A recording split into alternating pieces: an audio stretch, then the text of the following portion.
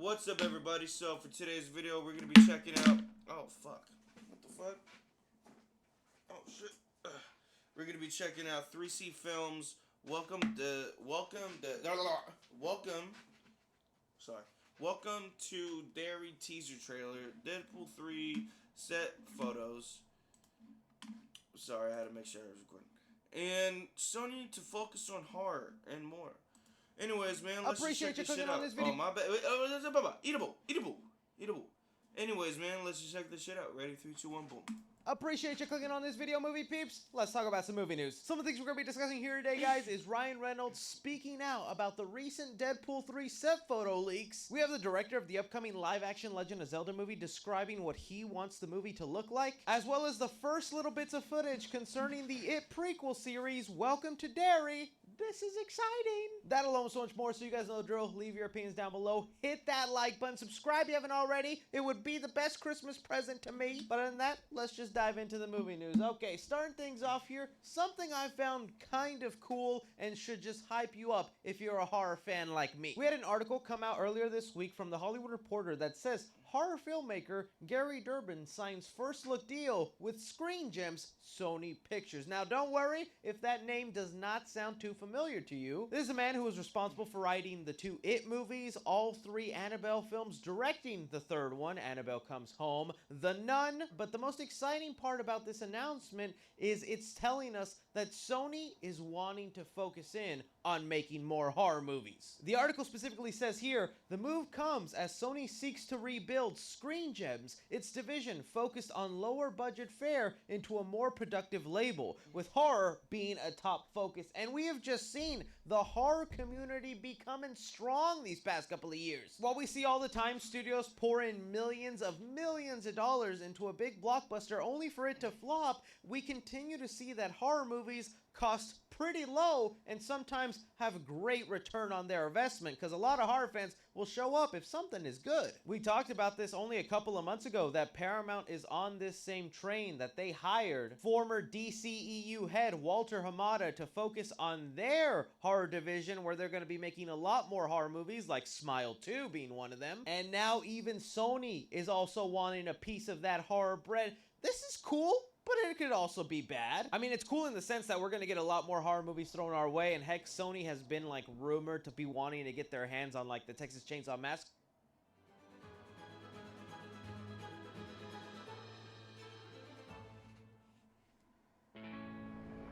Four years ago, I was basically unemployed. No fucking way.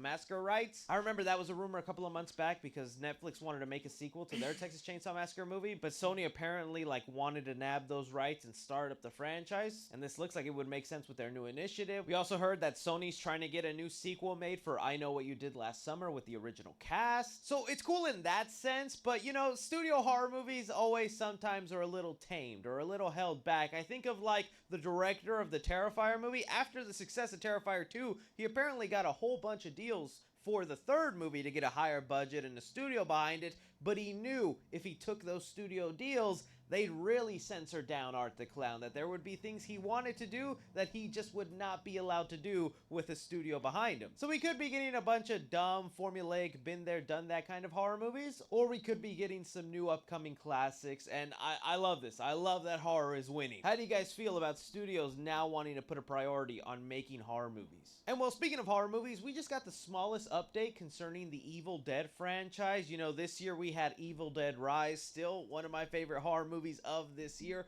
Very happy with that film, and I can't wait to see what's next in that universe. We had Bruce Campbell, who's a frequent producer on those movies, mention what the plan is going forward, and he said here, we're going to do them probably like every 2 to 3 years now, rather than every 10 years. Campbell said, still showing some concern about not making too many movies, but hey, we've seen with Star Wars, you don't want to wear people out. Keep them guessing. We've never worn out our welcome with Evil Dead because we never choke them. And you know what? He's got a good point. I want like the next Evil Dead movie here, but the way he talks about it here, it feels like they'll maybe keep on this anthology route with the series where maybe they're not so connected to the previous movie and what's going on there, but instead new locations, different settings. But the same, you know, Necronomicon and Deadites taking over body to kill people. Like, that feels like what Evil Dead is made for, and that could make for a lot of exciting stuff. I mean, just the high-rise approach I thought was kind of refreshing. There's obviously so many other locations they could go to, and heck, one of the things I most want to see is like an Evil Dead movie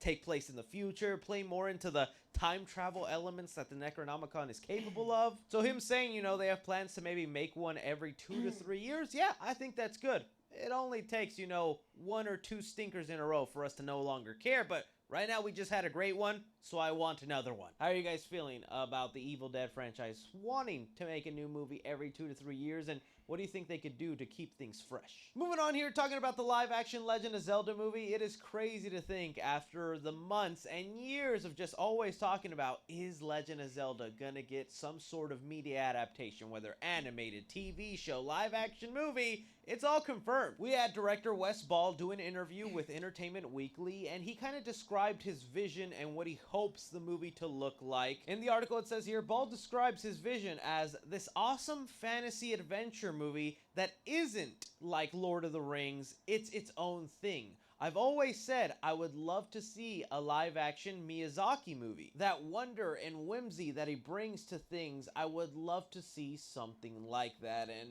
I gotta tell you, that's almost always what I hear people wanting out of a live-action Legend of Zelda movie, or heck, even an animated one. Before we knew this movie was coming, the amount of comments I would get where people would say, Studio Ghibli needs to be the people behind the...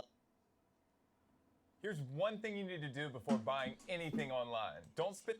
You need to subscribe to Zuni's every line. Another dime on Amazon until you watch this first. The Legend of Zelda movie. And well, director Wes Ball is wanting to take inspiration from Miyazaki, who makes Studio Ghibli films, and I think that is so exciting that he has that in mind, and also that he even makes that distinction.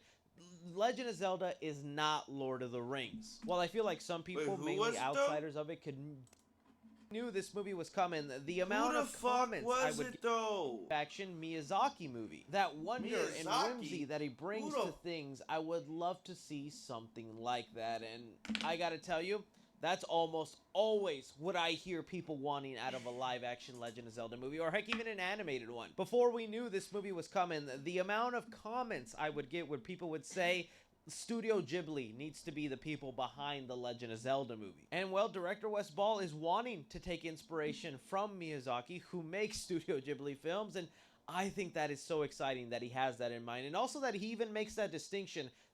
Legend of Zelda is not Lord of the Rings. While I feel like some people, mainly outsiders of it, could definitely get confused with that and just think Legend of Zelda could be another Lord of the Rings world, I love that he knows it's not going to be like that, and I'm not going to make it feel like Lord of the Rings. He wants to add wonder, whimsy, and yeah, there's a lot of magical elements to Legend of Zelda, so if he can pull that off, that would be awesome. It's one thing to say it and then go for that look.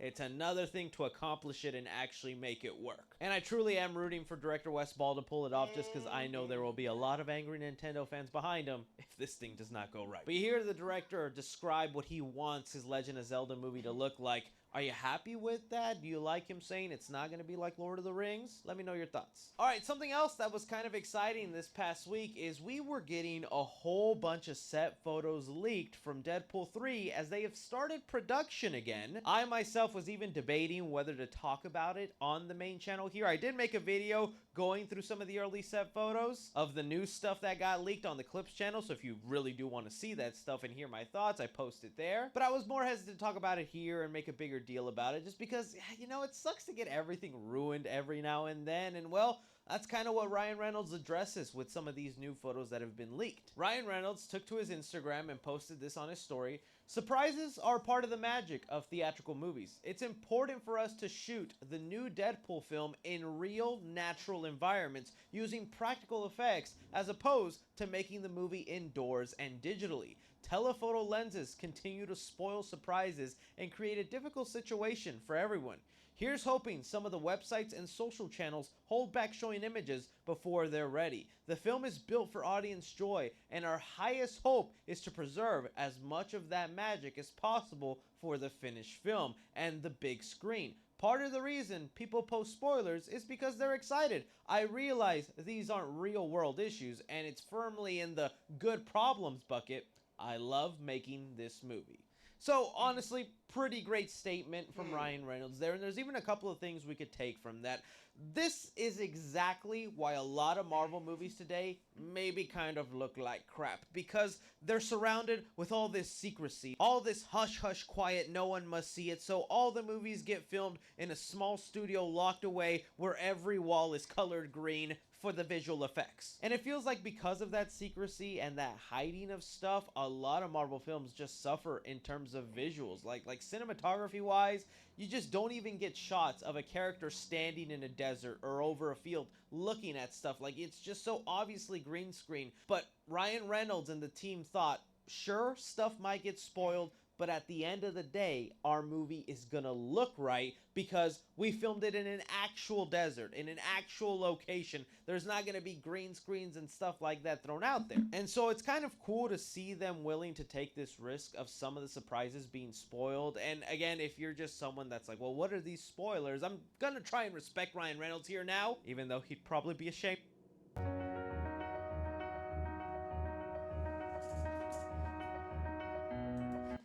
Ashamed of me for talking about it on the Clips channel. I'm sorry, Ryan. But it's all the stuff that we had already been seeing earlier this year with Deadpool and Wolverine and what looks like the Void from Loki. But now it's included a couple of villains from past X-Men movies. And these villains are riding almost like Mad Max vehicles, but these vehicles have certain special Easter egg connections. Yeah, it's hard not for fans to look at that and not spread it around everywhere. I mean, for me, I just opened my timeline on Twitter and it was right then and I was like, oh, that would have been nice to see the first time around, but now I'm seeing it, and I'm still excited to see that. But it's also nice that Ryan Reynolds doesn't get, like, absolutely furious. He understands this is a good problem, that this is just people being excited for the movie, creating buzz. It's just cool that even though they knew this would ruin a couple Easter eggs and surprises, and I'm sure this movie is gonna have millions of it, they risked it all just so that this film could look great. And for that, Deadpool Reynolds doesn't get, like, absolutely furious. He understands this is a good problem, that this is just people being excited for the movie, creating buzz. It's just cool that even though they knew this would ruin a couple Easter eggs and surprises, and I'm sure this movie is gonna have millions of it,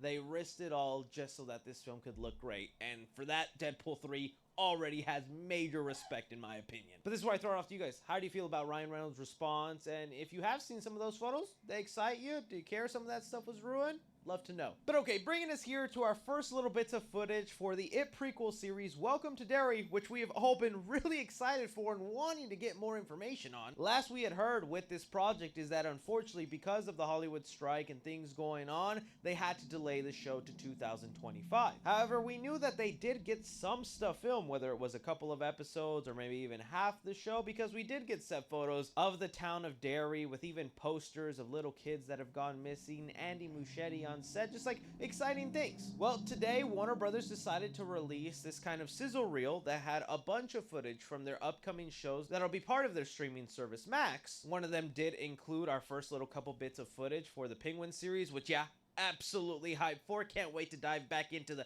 Matt Reeves Batman universe. Let me play that for you. The world ain't built for guys like us. You ain't seen what I can do. But the Penguin did already have a trailer, and we got an idea of what that might look like. We had no trailer footage, though, for the Welcome to Derry series, and, well, let me just play the little snippets that they had there. This ain't America. This is Derry. Alright, so I know that wasn't a whole lot, but it does confirm some things that we've been hearing about Welcome to Derry, because there have been some details released. All we have heard from this show so far is that it'll be taking place in the 1960s, and it'll focus on Pennywise and sort of his origin, or maybe just like the first time he starts taking down victims in Derry. We had heard that there would be a group of 4 friends, sort of resembling the Losers Club from the original It, and that they would be looking for a friend that's gone lost. The immediate I think people want to do, though, is call it a Stranger Things ripoff, and I guess them riding bikes in the trailer doesn't help those allegations, but you have to remember, Stranger Things took that inspiration from Stephen King. You can't be ripping off if you were the original inspiration of that, but I realize Stranger Things has gotten to that point where it's just the number one thing you think about, so you just think, Stranger Things ripoff. But the other storyline in here that we've been hearing details about that seems to be confirmed from this footage is of this black army man who's a pilot that is also going to be a central focus of the show. We heard early on from a production listing of a character that was described as a black male lead in their 30s to play a patriotic army man. He lives in Derry in the 1960s, which is a hard life even before the nightmare of Pennywise. He's in the middle of the community trying to bring people together in an unlikely time. He's a pilot and plays a major role in Welcome to Derry. I'm assuming he's the character that we see here, seeing things out in the woods, along with our first little hint to Pennywise himself, this red balloon popping up. It just sucks that we just still don't have any confirmation or know about how much Pennywise will actually be part of this show. You gotta think he's a central focus of it, but Bill Skarsgård hasn't confirmed his involvement in there. We don't know if another actor's planning to play him or what they're trying to do there. With this red balloon, Pennywise has to be a big part. We just don't know how much. Still, though, it's just finally cool to get some sort of footage, know that it's real, know that it's happening, and kind of have high expectations for this show. I want it to be good. The only thing I'd be worried about is we're not going to get a lot of Pennywise in his clown form, since he is sort of a shapeshifter. I wouldn't be surprised if maybe a lot of the show is Pennywise turning into different sort of monsters or dead people, like what we see of this kid looking over a lake and getting a hand on him. But yeah, that's what we have right now for the Welcome to Derry series, our first little bit of footage. What do you think about it?